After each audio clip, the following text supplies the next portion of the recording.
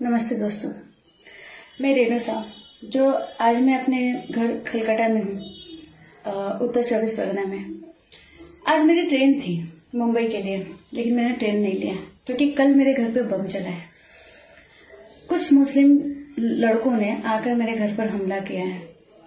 मेरे घर का दीवार टूट गया, कांच टूट गया, काफी नुकसान हुआ है। बाइक मेरा तोड़ दिया इन लोगों ने और दोनों दुकानें लूटने की कोशिश, घर पे लूटने की कोशिश। कम से कम 1.5 घंटे तक हमने फाइटिंग की है। 1.5 घंटे तक कौन मरेगा कौन जिएगा हमें नहीं पता था। कल ऐसा लग रहा था कि हमारा दूसरा जन्म हुआ है। ऐसा ये करीब 3:30 बजे की बात है। कम से कम हम लोग जस्ट खा के आराम कर रहे थे और अचानक से बमबाजी होना शुरू हो गया।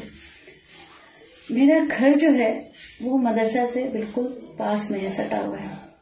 मेरे घर पे 3-4 बम चलाए गए और अचानक से हमें समझ में नहीं आया कि हुआ क्या। और कम से कम 150-200 लड़के, कोई ईटा, कोई पत्थर, कोई भाला, किसी के हाथ में बम लेकर हमारे घर पर आ गए कि मदरसा में बम चला है, मदरसा में चला है। मैंने उन्हें आधा घंटे तक समझाने की कोशिश की कि भाई मेरे घर पे चला है, तुम्हारा मदरसा सटा हुआ है मेरे घर से, तो तुम्हें लगता है चला, जबकि वहां पे कुछ नहीं है। लेकिन हम तो टारगेट में पहले से थे, ये तो बहानाबाजी था। नहीं तो सिर्फ जैसे मेरे घर पे बम चला है, सिर्फ 10 मिनट के अंदर कम से कम 200-300 लड़के कहां से आ जाएंगे, वो भी हाथों में हथियार लेके। और 1.5 महीना पहले से हमें काफी धमकियां मिलती आ रही हैं, पैसे दे दो नहीं तो अंजाम बुरा होगा।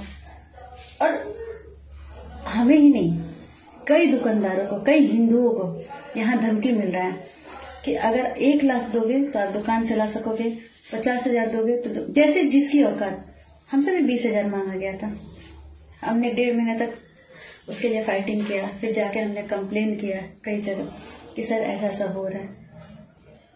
मैंने कंप्लेन अपने टीएमसी के जो नेता है मनोज सुरन से किया था। उन्होंने कहा भी था कि नहीं ठीक है, मैं देखता हूँ कौन कर रहा है, उसको डांटता हूँ, बोलता हूँ, ठीक है। हमने सोचा माहौल शांत हो गया।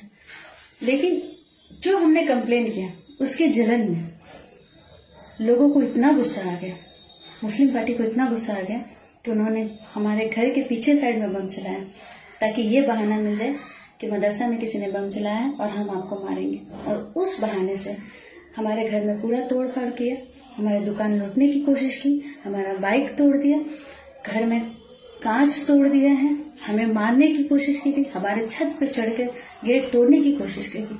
1.5 घंटे तक हमने पुलिस को कॉल किया, प्लीज आइए, प्लीज आइए। हमारे घर से 10 मिनट की दूरी पे पुलिस स्टेशन है, लेकिन पुलिस को आने में 1.5 घंटा लगा है।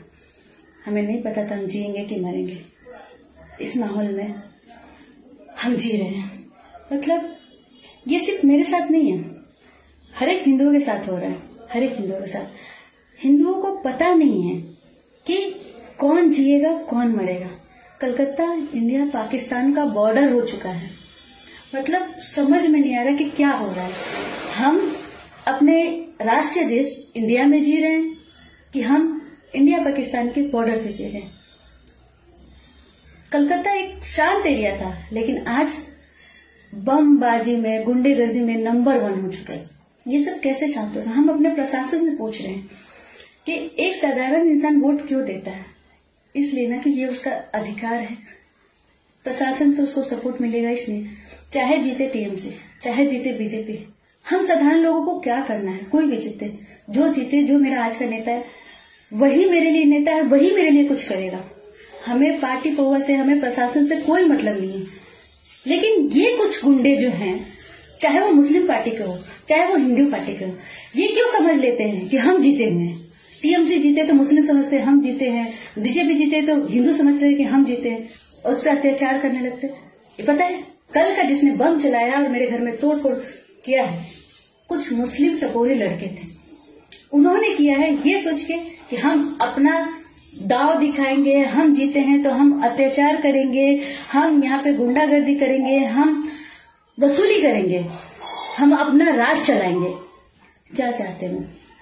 पाकिस्तान बनाना चाहते हैं, कलकत्ता को दूसरा देश बनाना चाहते हैं। चाहते क्या है वो?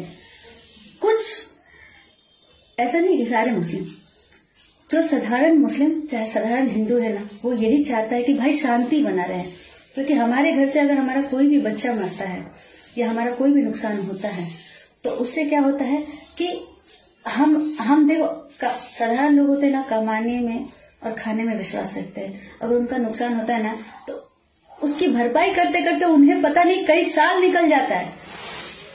अरे हम कई साल कमाते हैं ना तो अपने बच्चों का पेट भर के उसके बाद थोड़ा 2 पैसे बचा सकते हैं, और उसमें हम नुकसान हो गया तो उसको हम भरपाई करें या इन गुंडों से लड़ाई करें या हम कमा के खाएं या अपने बच्चों का पेट पालन पोषण करें क्या?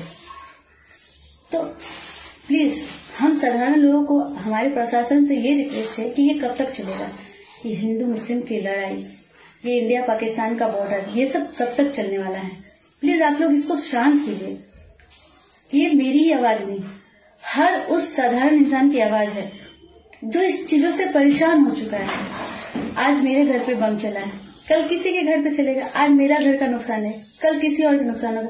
हर रोज, आज 1.5-2 महीने से हर रोज 1 दुकान 2 दुकान लूटा जा रहा है, कई लोग मर रहे हैं, किसी का घर हो रहा है, औरतों का रेप हो रहा है। हर रोज यहाँ कुछ न कुछ हो रहा है और प्रशासन शांत बैठा हुआ है।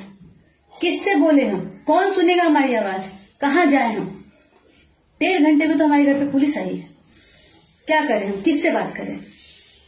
प्लीज आप लोगों से ये रिक्वेस्ट है कि जो भी ये वीडियो को देख रहे हैं इसे आगे फॉरवर्ड कीजिए और हमें सपोर्ट कीजिए और कलकत्ता को सच में इंडिया पाकिस्तान का बॉर्डर बनाने से बचा लें प्लीज।